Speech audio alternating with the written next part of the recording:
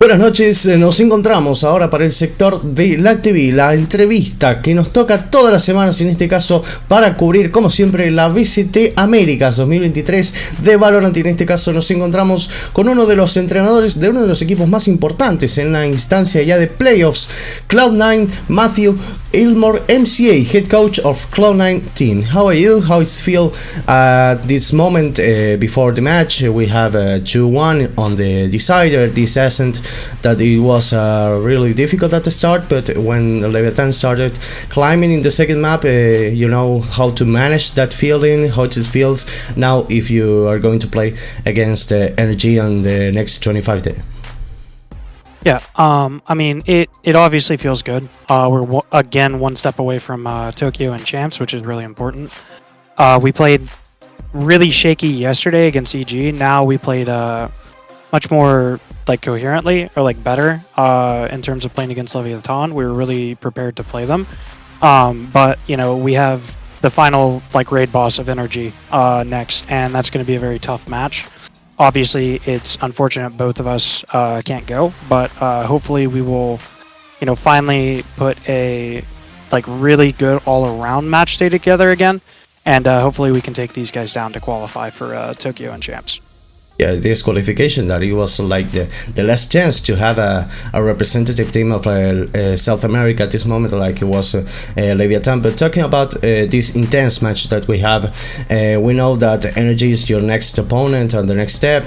What do you think about all the work that you have done to get here where you are now, with 95% of the maps won of the regular season and just losing against Loud, obviously the actual champion of PCT? Do you think this is just a good start and hard work in training showing results, or just a light upon the end of the tournament to have a chance? Yeah, I mean, we have played a ton over the last, you know, even with the original core since basically I think November now. We've been going, you know, really hard for like a long time at this point. So it definitely feels good to have, you know, that hard work pay off. Obviously we kind of like plateaued a little bit, stopped taking things seriously that we should have been at times, and weren't pushing as hard as we maybe should have been towards the end. But we, like, for the most part, have been, you know, grinding. It's just very hard to put in that many hours over and over and over again and stay incredibly focused like all the time. And so we ran into that a little bit this last week, and then, you know, we have Energy, and like we played well during the regular season, obviously, but like we know what we're capable of if we can try to get back up to that, like, you know, little bit of magic in our matches to, you know, the ecos, the things like that. We need to be winning those again. We need to be at least splitting pistols in matches. And if we can put all of that together, we should be able to be competitive and potentially beat, and probably beat Energy.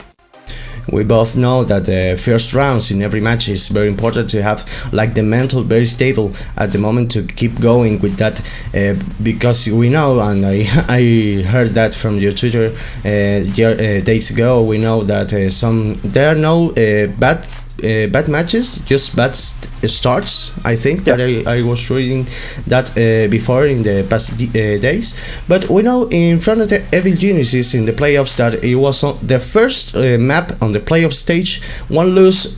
Before that we have just one match lose against Loud. How's your mind to get your players ready to fight these high tense situations that we are talking about when you are talking to me about the tilting that you have sometimes the teams? And we know, and I heard in the post-match interview that we have on the live stream from one of your players talking about the familiarity, you know, like that sense of the team that it becomes like a family. They try to get the most effort at the next versus at these high tense situations that we're talking about. Yeah, I mean, I think us getting along and, you know, enjoying being around each other. Most of us are pretty funny individuals. We joke a lot, and I think as long as we can do that in matches, it definitely shows and it helps us, because you can probably watch player cams and stuff, and like if people are laughing and like having fun or whatnot, like we're always going to be playing better, and the nerves don't come through as much when that happens. Where you're like, because if you're laughing, you're more relaxed than what we were to start. So like we need to keep up the atmosphere that we had today, and then do even better, not get pushed around a bit on rounds that like we know what's happening, and we should be okay like heading into this match. Yeah, it's like it becomes like a friends match one Saturday night. It's like that feeling that you it's the sense of the ambience you feel when you play with your team, obviously. But talking about the last match that we have, unfortunately, Leviathan was the last representative team of LATAM that we talked about a little bit ago. In my opinion, I think that Cloud9 have a good relationship with LATAM teams, as we know crew, but we want to know if being the executioner in terms of Leviathan is a barrier within the good treats, if you have it, with the South American team. Yeah, I mean, we like our guys, despite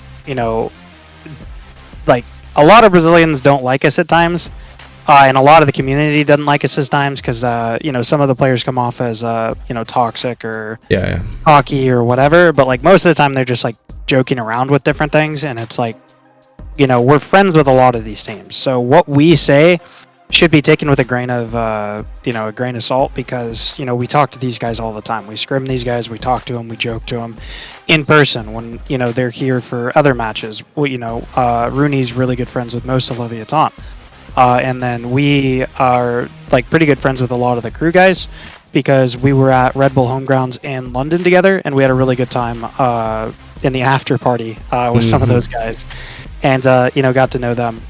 So like a lot of these people, and the LATAM teams especially, we play a lot of the LATAM North teams, your Six Karma, Skull Crushers, I'm gonna blank, 19 Esports, and a lot of these like teams help us play. And they give us good practice, we joke with them, they help us, we help them. So like I love the Latin American scene and Brazilian scene, even if they don't like us all the time.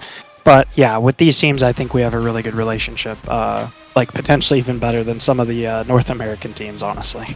Yeah, that's very good explanation to give to those people that is like a little bit toxic that you talk about when you talk about North American teams, that you say, oh no, it's a bad team that because he's talking bad about the Latin teams, they have a low elo and something like that, that something happens.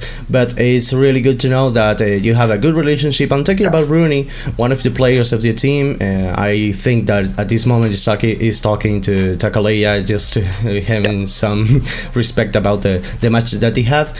Some of your players, as Leaf, the Agile, had their 60 seconds of fame on these matches, on these maps that we have and that we saw before. Do you trust in your IAGL and in how it's working on the teamwork and keep the heads up of the players in the game? Yeah, I mean, you have to trust them at a certain point. I try to give them the best information that I can with Cooper of like, if we see this, we should try to do these things, or like reactions, trying to identify what plays they're in terms of the identifying features of it. But at the end of the day, it comes down to them. Like, no matter what I do or what Cooper does or anything we do outside the game, if they don't execute and they don't play well, like nothing happens. So the players deserve a lot of credit for our success on everything. They're very good at what they do, especially when they're on on point. So like their ability to recognize things, to mid-round call, to figure things out on their own is spectacular a lot of the time. So like I do put a lot of trust in them, and then sometimes like need to wrangle them back in and be like, all right guys, like let's calm down, let's do this. But for the most part, they police themselves very well, and they do a really good job together. That's really nice, because your work is like to restore the peace on the work as a team. But about the things that you're all talking to me at the moment, we know that it's a very tight group that works together to get better and better in every stage and every opponent that is figuring out every stage of the phase. Well, at this moment, thank you very much, Matthew, for your time. At this moment, we are just finishing the interview. Just obviously, thank you so much again for your time, your goodwill. We wish you the best of lucks for the next phases of the playoffs, and hope you have, and surely you are, the best of experiences that in this first step on the road to Tokyo Masters of BCT. I hope you have a good night, and thank you for your time. Thank you very much. I hope you do as well.